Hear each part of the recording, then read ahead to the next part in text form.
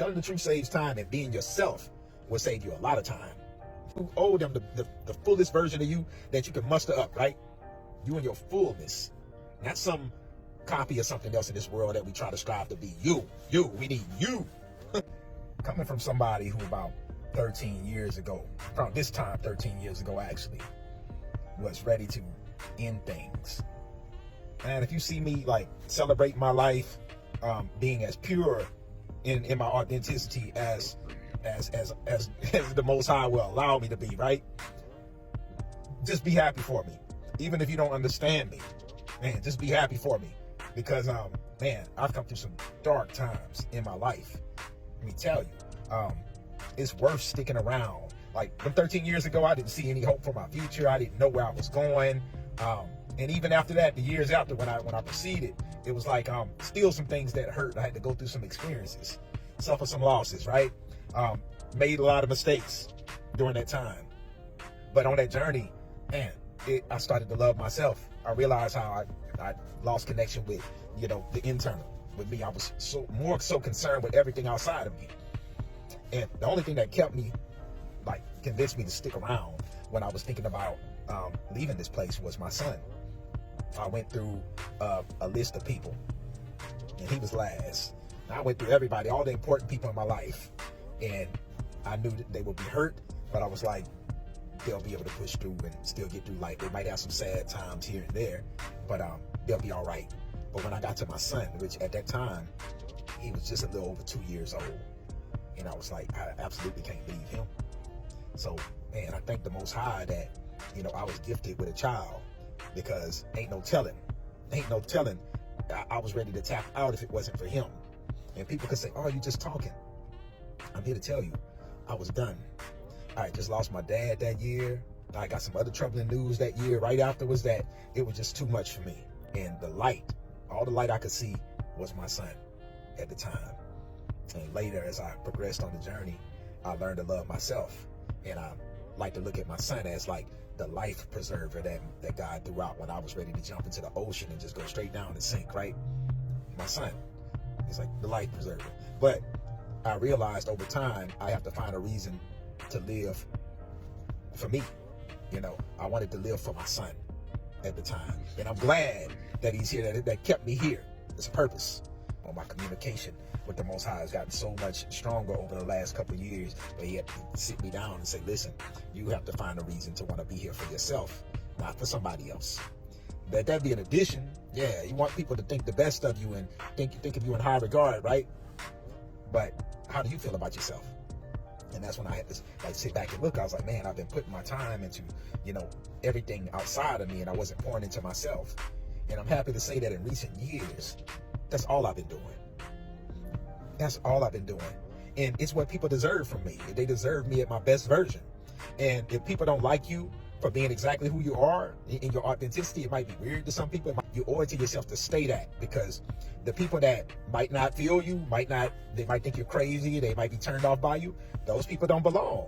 And there's no malice in me saying that. I mean, from a place of love, it just separates the people that belong in your life and the people that don't. It just separates it. Like, you living in your truth separates. It saves time too. You in your fullness, not some copy of something else in this world that we try to strive to be. We need you. You in your fullness. So when I learned that, I was like, man, life is definitely worth living. Even in a chaotic world, like, life is worth living. People are meant to experience you. Not a different version of you, not somebody that's not you. You. What do you have to offer? I'm not talking about your titles, your groups you're in. I'm not talking about none of that. What do you have to offer this world?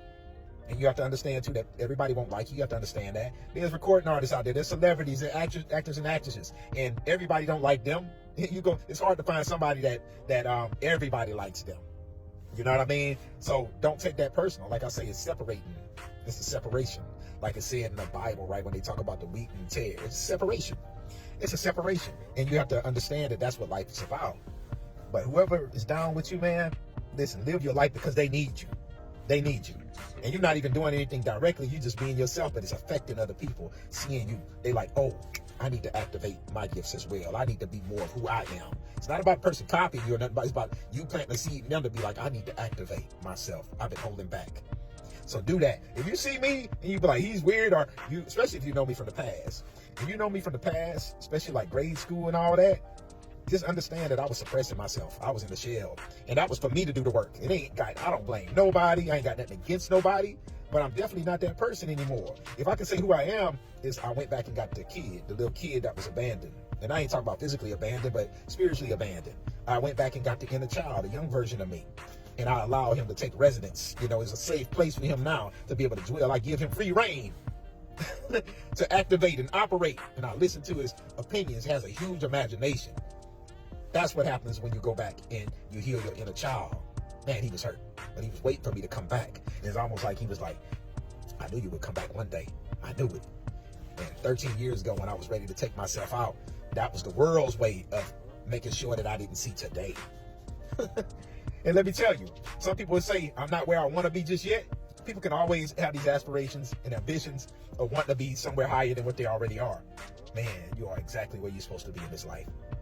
Especially if you live if you move with integrity, you're authentic, you're pure, you wish people the best, you're exactly where you're supposed to be. And tomorrow, it'll be even greater. But don't worry about tomorrow, because it's always right now. It's always right now. It's always right now. Don't let time get you, time can make people tap out. You might just got into a successful career and you might be 50 and you might feel like you don't have much time. Or shift your mentality. Like things can shake for you at a later age than a younger age. You know what they say about the last shall become first and the first shall be last? This is your time to shine. You are the late bloomer. I used to call myself that most of my adult life, and I didn't even realize why I was calling myself like, you're the late bloomer. I'm the late bloomer, because I realized that about myself. I saw people that I grew up with, people that I came up with, progressing in life, doing things while I was making mistakes. But I come to realize that it wasn't mistakes after all. For me, at least, it was part of my development. It was part of my development. It was necessary for me to go through those things. Those mistakes molded me into who I am today. The things that shaped me would have murked you.